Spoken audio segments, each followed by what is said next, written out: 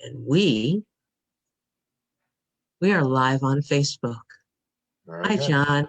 Hi, Cindy. This is crazy cool because I just called you a few minutes ago and you said, hey, you want to come on to Facebook Live with me and talk about the awareness conference? And you said, how about now? Right. Nothing now. That's Now where is the only is, right? And of course, it says right now is as close to eternity as you can get. It feels pretty good right now. Feels pretty good. So I want to say hello to everyone. You know me on this page, I think, if you've seen me here once or twice before. And because I didn't know I was going to do this until just a couple minutes ago, John, if you don't mind just taking a breath with me. And I am going to invite everyone who is listening to us, if they wouldn't mind showing up here and now, just for a few minutes. We're not really planning on being here very long, but if you can hear my voice, I invite you to do a bill-free pause and maybe put your hand on your chest, close your eyes if you're not driving, and just bring all of yourself here and now. Jon Mundy is one of my favorite people. And it's so interesting because I'm not even sure, we're going to find out in a moment, I'm not even sure what the title of his presentation is next weekend.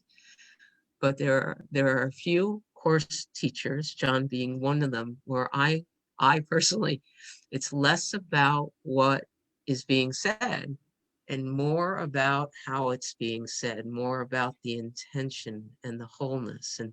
And Jon, I've been a teacher almost since the beginning, right? I mean, you were a friend of Bill Thetford's. Yeah. And so the energy of the course sort of oozes from your pores. And it's at least been my experience. And that's why I invited everybody to just kind of be here now with us.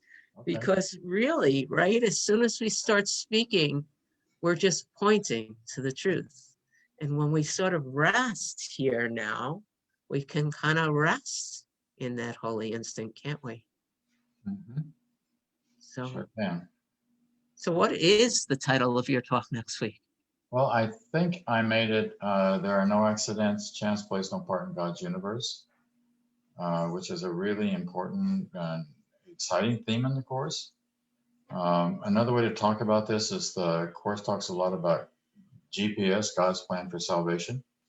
So we're going to be talking about what God's plan for salvation is and how we align our minds with that mind so that the road is as smooth as it can possibly be for us. Although it's bound to be bumpy, some places along the way. That's part of our learning. The course says of itself, sometimes what you've regarded as your greatest advances have been your biggest retreats, and some of what you think has been your biggest setbacks have been your biggest advances. So we really don't know entirely. Sometimes we may lose something, let's say money, for example, and that brings us back into greater awareness of what's valuable. And we understand that that's love, and we can move forward in love. And so, but it's an exciting idea. It's a very exciting idea. There's a passage in the Bible where it says, "Straight is the way, narrow is the gate, which leads into," and it's interesting what it leads into. It leads into life, capital L, life, right? Broad is the way, wide is the path that leads into, and what it leads into? Destruction. Many there are that go therein. So now all we're talking about the destruction of is something which isn't real in the first place. In other words, it's the ego. It's this thing that we're not, that we get caught up in pretending that we are or trying to be within the context of the world. And it's not entirely our fault in the sense that, that's what you got to be carefully taught. You got to be taught to hate and fear. You got to be carefully taught. So We've been taught this from our culture and our parents and our churches and schools and all that, plus our own just ego goes in there and grabs things. Of Course in Miracles says that our basic problem, our most basic problem, is really the authority problem. And the authority problem is whose will rule? You know, is it going to be, do I get to kind of be in charge of things, or do I got to do it God's way? And the answer is you got to do it God's way because it's the only way. Because that's really what happens with Jesus. I mean, I think that what happens with Jesus is he realizes, I think there's no proof or anything of where, when, or how this comes about, but I would think very seriously that it happens during his 40 days and 40 nights and wandering in the world. There's not one word of ministry, not one word until after that event occurs. And then the next line after the story is, it says, after that, he began to teach, saying. And it's interesting what we have as the first line in the Bible that he said, and that is, repent, for the kingdom of heaven is at hand. And what repent means, repent is metanoia. It really means there's another way of looking at things. There's another way of seeing things. We don't have to be seeing everything within the context of the framework of the ego's eyes, essentially. Of course, there was no, the word ego, it existed as Latin for I, but there was no psychology back at that time. Right? But that's what we're talking about. So we're looking how to get our minds in alignment with the mind so that everything works out just fine. And it can work out just fine with that kind of alignment. But the Course is really clear, and here's where the hard part comes in, that it has to be a total commitment. You can't have your foot partly in the door. You got to go ahead and open the door and step in and be who we're meant to be. You're meant to be who you are, and who you are is you're a blessed child of God. You're a son of God, daughter of God, if you prefer, whatever terminology. And all those are definitions that we don't even need, because this has nothing to do with skin or sex or color or religion or anything like that. It's just who we are in truth. There's an interesting concept in the Course, which is interesting, where I'm writing on it today for the next issue of Miracles Magazine. It's called your immortal identity. The word identity, every time it appears in the Course, it's capital I. You're right in the middle of a sentence. So if it's an I, it's in caps. And what it's talking about is that your real identity, or your identity is the self that you really are. Right? And other times in the Course, it talks about your other self, which is sort of a strange, your other self, or what it really means is your real self, which gives us this implication very clearly that this is not the real self. Insofar as this self, the ego body self, and the Course makes really, really clear that the body is the ego's chosen home. So we really kind of believe that we are bodies, and it was very hard not to. In fact, as the Course in Miracles says, you should not deny the seeming reality of the body, because it certainly seems very, very real. So yes. I wanted to interrupt you for just one No, second. you're fine. Because I really would like, we have quite a few people watching us, and Oh, I really? would love, because I'm about to ask Jon a question about my own personal experience, just life experience. And what would be awesome is if you guys all hit share right now. Sure. Because if you hit, if you go ahead and hit share for this Facebook Live, you're going to help us spread this teaching. And our desire is to spread this teaching around the world, right? Because we're all ready for some more love and light. So if you all could just hit share for me, that would be amazing. And then also in the description, not right now, but when we're done, there is a link to register for the awareness conference. And you could register for free. You could pay for the whole package if you want, but if you want to just come in and listen to Jon's talk, or I think we've got close to 30 different truth teachers, Course in Miracles and non-duality and musicians, and it's going to be an amazing weekend. So we want you to register too. But I really wanted people to hit share now, because it would be cool to have more people come in here live. So Okay. here, because you're talking about the fact that there's no um, there's no gray area in this teaching, right? You have to be all in. No, right. I And mean, of so, course, there is a gray area in terms of our progress. So we would, so the progresses are getting less and less gray. I mean, more and more clarity to the point where we're actually transparent. So there's nothing blocking the light, so to speak, from coming through us. so last Tuesday, I had my first vaccination shot. Okay. The side of, and I, my body and I, we have a great relationship. I almost never notice her. She's been, she has, I think the course says that, right? You get to the point where you don't really feel her. I take her on walks and I feed her good food and we drink good water and That's a good get our idea. sunlight and take our vitamin D and all those things. But it's been Right. years since she had symptoms. Um, Nice. but the vaccine and I, 2.5 days of intense headache, Oh, really? uh, so much fatigue. Wow. I didn't have the energy to cook a meal or water my plants, Oh, or, my. 3 or 4 days without turning the computer on. And Mhm. we're on day 8 or 9 now, and the congestion's left. But the thing that was so interesting is that for the most part, I was never more at peace. Oh, that's nice. And I believe, and it's interesting because, um, what triggered me was when people said, I'm sorry, or I can't Oh, believe, people attempting to put a story to the symptom. To me, they were just body symptoms, right? right. Um, they so happen, in the storyline, they occurred after the vaccine, Right. but I know that you also had some major healing that occurred during some physical symptoms, right? With Well, in cancer. the And past, yeah. it's it's sort of the same thing, but that was very, very cool to be able to look at intense physical symptoms and know that the fact that they're showing up means that I had an opportunity. What does the course call them? Dark lessons in the mind. Right. And those are important lessons. I mean, we really got to go through those in order to be free. Usually there's a lot of unconscious stuff that's coming up, for example, that really needs to be looked at. This gives us our relationships that need to be healed, and we get to heal those relationships and have that still cleared up. Principle number 7, 50 miracles principle. So the miracles are everyone's right, but purification is necessary first.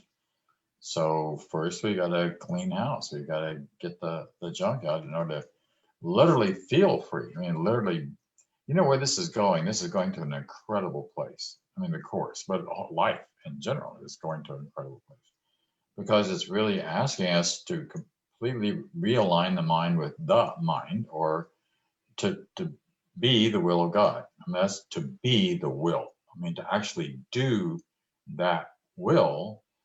And again, the authority problem is going to pop in the middle there and think God wins, I lose, but God wins, you win. I mean, and then you get to live this life in which there aren't no real problems. That's what Jesus is doing on the cross in terms of the Course in Miracles. I mean, this is not a problem. I'm not a body. There's the last line of Martin Luther's hymn, the Mighty Fortress is, the body they may kill, God's truth abideth still, his kingdom is forever. And the kingdom is forever. And when Jesus is standing in front of Pontius Pilate says, are you a king? See, he'd been accused of, revolting against the government and claiming he was a king. And his response is very interesting. Yes, I am a king, but my kingdom's not of this world. It's not about this world. That's why he says on another occasion, give to Caesar what's Caesar's. Who does that coin belong? Whose picture's on that coin? Give that coin, because it's not about this world. It's about, in course terms, the real world. It's kind of funny how we call what we see out there the real world.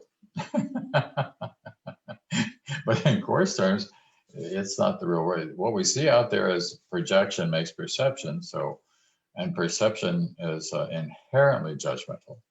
So everything that we're seeing, we're constantly evaluating. And we're constantly gooding it and badding it and defining it in one way or another. So we are the definers of the world that we see. And if you can see it without definition, without the good and the bad, in other words. I had a Shakespeare, the moment I had encephalitis back in 2007. So I meant that I was in a coma for a week. And they weren't really expecting me to come back out of it, but I did. And what happened when I came out of the coma was it happened late at night. There was a little light up over my bed, and no, I'm in a room by myself. And the first thing I did was I brought my hand around like this in front of my face, and I looked at my hand, and my first thought was, "That's a hand." Really profound, right? And then I wondered how I knew what the name of this object was. And you can believe this part or not, but I heard a voice. It was like an inner voice. It wasn't an external voice, but it was very clear. And this is the second time this same experience happened in my life. It also happened when I was 14. The voice said, "Who wants to know?" Who's asking the question? How did I know what this was? You know, that. So it's really back to the identity question again, right? Because then the identity was that there's a somebody that I am in space time, but I had forgotten that person for a while. Just as I think we all do when we are sufficiently able to go through an ego death. You got to go through an ego death to graduate, because that's not who we are. You're not an ego. And that's scary as all get out to the ego, to lose its identity. It'll fight that all the way, but that's who we really are. Yeah, that was a long answer. Oh no, I loved it. And your Yeah. story reminded me very much of Byron Katie's awakening story, right? Oh, is that? I don't remember Byron, although I've heard it once for her before, but that was 20 some years ago. Well, my memory is that she was very depressed, so she wasn't, That I remember. and she was laying on the Oh, that's right. she was On the floor. laying on the floor, Right. and she watched a cockroach start crawling over Byron Katie's body, Yeah, it was and calling she her. wondered whose body it was. There you go. Same And thing. bam. Yep. And then the way I heard it tell, she lost all body sensation. She woke up and she put herself in front of a mirror and she watched the Byron Katie body reappear. I understand that very much. Yeah. It took me a long, long time. It was actually days before I was really like back, in the sense of, well, it took a long time just to get around to be able to talk to anybody. I just stared for the longest time. Everything was fascinating, like a baby in a crib. It was just like looking at all those toys and the picture on the wall. So are you able to tap back into that space now? Well, not readily. I mean, I think I'm fairly good at meditating, which is really just letting go of everything.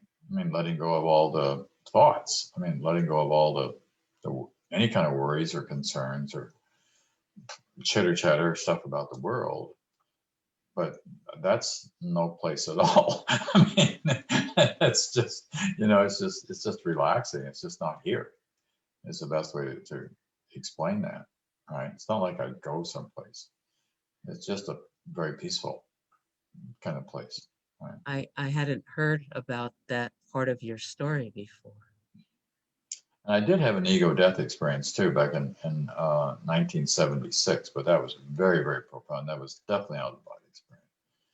And I don't mind saying that it happened as a result of the use of very heavy duty psychotropics, but under the guidance of a Mexican psychiatrist. So it wasn't like I was in a strange land I wasn't in strange land. I was in the jungles in Chiapas in southern Mexico at the time that that it occurred. But he had deliberately taken us there to have this experience with the Indians.